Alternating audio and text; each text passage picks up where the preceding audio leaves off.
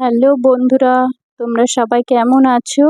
আর আমি অনেক ভালো আছি, আর সাথে একটু চিন্তিতও আছি। কারণ দেখো, আমি তোমাদের বলছি, তো তোমরা দেখতেই পাচ্ছ কতটা ঝড় বৃষ্টি হচ্ছে এখানে। আর হ্যাঁ দেখো, এটা কিন্তু আমার 2-3 দিনের মানে ভিডিও শ্যুট করে রাখা ছিল, তো আমি সেটা একসাথেই দিচ্ছি। তো এটা কিন্তু বিশ্বকর্মা পুজোর 2 দিন আগে ঠিক এভাবেই ঝড় বৃষ্টি প্রচুর পরিমাণে হচ্ছিল আমার বাড়ির কাছে, মানে বাড়ির এরিয়াতে। তো এবার দেখো, আমাদের কিন্তু এই ঝড় বৃষ্টির জন্য জলটা নামতে পারছিল না। তো চারপাশে কিন্তু জল জমে গেছিল। ঠিক আছে, তো মানে আমাদের নিচের ঘরটাতেও একটু একটু জল উঠে যাচ্ছিল, আর রাস্তাতেও কিন্তু জল ভরে গেছিল, আর এইভাবেই বৃষ্টি হচ্ছে।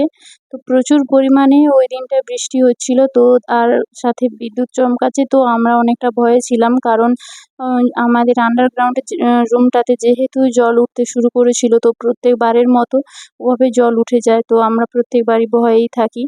ঠিক আছে, তো চলো তারপর মোটামুটি দেখো, ঝড় বৃষ্টি তো এক গেল, মোটামুটিভাবে হলো, তো বিশ্বকর্মা পুজোও হলো।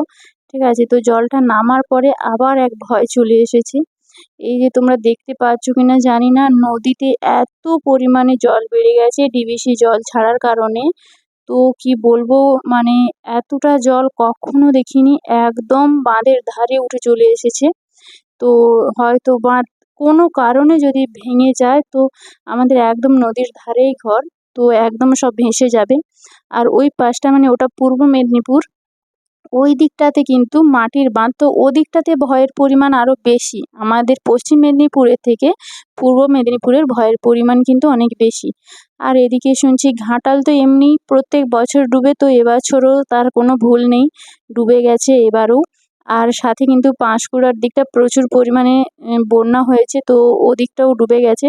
তো মাঝখানে আমরা রয়েছি। আর দেখো, নদীর জল বেড়ে যাওয়ার কারণে কিন্তু নদীর ধারে যে ঘরগুলো, সেগুলো কিন্তু এইভাবে জল ঢুকে পড়েছে। আর দেখো, তোমাকে দেখাচ্ছি, দেখতে পাচ্ছ কিনা, এই যে। তো সত্যি কথা বলতে ভীষণই ভয়ে আছি, আমি কখনো এরকম জল দেখিনি, তো কোনোদিনও বন্যা পরিস্থিতি দেখিনি, তো এই প্রথমবার এত জল। তো সেটাই দেখছিলাম, আর এদিকে আমার মেয়ে একটু মজা করার জন্য জলটায় নামছিল। তবে হ্যাঁ, আরেকটা কথা বলে দিই, যখন আমি ভিডিওটা শ্যুট করেছি তখন কিন্তু জলটা কম ছিল, তো পরবর্তীকালে জল কিন্তু আরও বেড়ে গেছে। তো যখন মানে জোয়ারের টাইম কিন্তু আরও বেড়ে গেছে জলটা। তো সেই সময়ের ভিডিওটা আমার কাছে নেই। আর দেখো, এইগুলো কিন্তু পুরোই ডুবে গেছে। আমি বারবার দেখতে যাচ্ছিলাম, যেহেতু ভয়ে ছিলাম যে যদি কোনো কারণে বাঁধ ভেঙে যায়, আর আমার নদীর ধারে বাড়ি, তো বন্যা হয়ে যাবে। ঠিক আছে, তো সেই ভয়েই ছিলাম। তো যাই হোক, ভয়ে ভয়ে থাকলে কি হবে, কিন্তু রান্না টান্না তো করতেই হবে। আর আজকে তাই জন্যে আমি একটু গুড় পিঠা বানানোর চেষ্টা করছিলাম খাওয়ার জন্য। তো যা হবে দেখা যাবে, ভয়ের মধ্য থেকেই সব কিছু বানাচ্ছি, রান্না করছি। তো গুড় পিঠাটা খুব সুন্দর হয়েছে, আর এটা সুন্দর ভাবে বানানো হলে আমার মনটাও ভালো লাগে। তো আমার এটা খুব একটা পছন্দ না, কিন্তু আমি সবার জন্য বানাই এটা। বাড়ির সবাই খেতে পছন্দ করে। তো এইভাবেই, এই যে দেখে নাও, অনেকগুলোই বানিয়ে নিয়েছি, সবাইকে দেবো আর নিজেও একটা দুটো খাবো। আর এটা কিন্তু আমি চালেরই বানিয়েছি। ঠিক আছে, তো আর চিনি দিয়েছি, গুড় দেইনি, গুড়টা আর কিনে আনা হয়নি। ঠিক আছে, তো তারপর দেখো, মোটামুটি আমার কিন্তু সুন্দরই হয়েছে। আর তার সাথে আমি কিন্তু গুলগুলিও বানিয়েছি, সেটাও তোমাদের দেখাচ্ছি। আর একটা কথা বলে দিই, তো এটাই এই বছরের মতো শেষবারের তালের জিনিস খাওয়া আমার। আর হয়তো খাওয়া হবে না, কারণ তালের সিজন চলে গেছে। তো এটাই লাস্ট।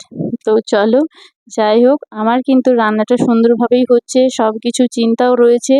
জানি না কি হবে, রাতের বেলায় শান্তি মতো ঘুমাতে পারবো কি না, যেহেতু চারপাশটা ডুবে গেছে। আশেপাশের এরিয়াগুলো, শুধু আমার এরিয়াটাই ভালো রয়েছে, এখানটা মাঝখান, এইটা ঠিক মাঝখান, মানে পাঁশকুড়া আর ঘাটালের মধ্যবর্তী এরিয়া। তো তাই জন্য এই জায়গাটা আপাতত ভালোই আছে। তো জানি না পরে কি হবে। তো চলো, যাই হোক, আর সবাই তোমরা ভালো থেকো, সুস্থ থেকো। আর আজকের ভিডিওটা এই পর্যন্তই। আর সবাইকে টাটা। হ্যাঁ, তোমাদের কাদের বাড়ির কাছে বন্যা হয়েছে, কি কতটা জল উঠেছে, সেটা যদি কমেন্টে জানাও, আর তাহলে খুব ভালো হয়, আমি একটু মনে সাহস পাবো যে না, ভয়ের কিছু কারণ নেই, সবাই আছে, আমিও থাকতে পারবো এভাবেই। তো চলো যাই হোক, ভিডিও আর বড় করলাম না। তো তোমরা সবাই ভালো থেকো আর সুস্থ থেকো। আর তোমাদের সবাইকে টাটা। দেখা হবে আবার অন্য কোনো একটা ব্লগ ভিডিওতে।